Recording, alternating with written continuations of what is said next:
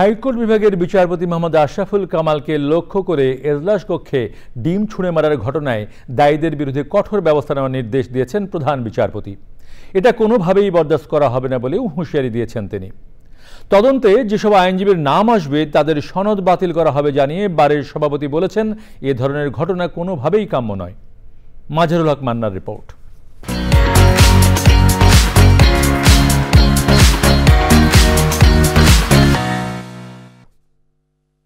ষোড়শ সংশোধনী মামলার রায়ে বিএনপির প্রতিষ্ঠাতা ও সাবেক রাষ্ট্রপতি জিয়াউর রহমান সম্পর্কে বিরূপ মন্তব্য করায় হাইকোর্ট বিভাগের বিচারপতি মোহাম্মদ আশরাফুল কামালকে আদালত কক্ষে বুধবার ডিম ছুঁড়ে মারেন একদল আইনজীবী।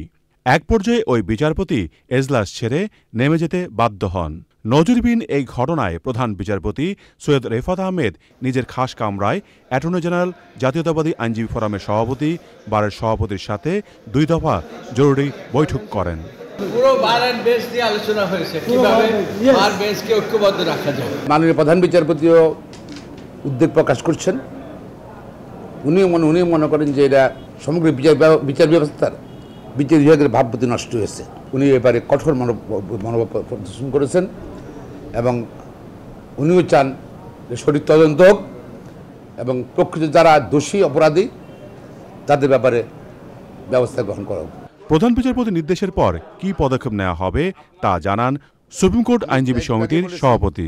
তদন্ত কমিটি করব এবং তদন্ত কমিটি তো কোর্টে আরও লয়ার ছিল, পাশাপাশি সিসিটিভির ফুটেজও আছে, সেটার উপরে খুব তাড়াতাড়ি রিপোর্ট দেবে। রিপোর্টের বেসিসে সেই সকল আইনজীবী এই ঘটনা জড়িত তাদের বিরুদ্ধে ব্যবস্থা নেওয়া হবে।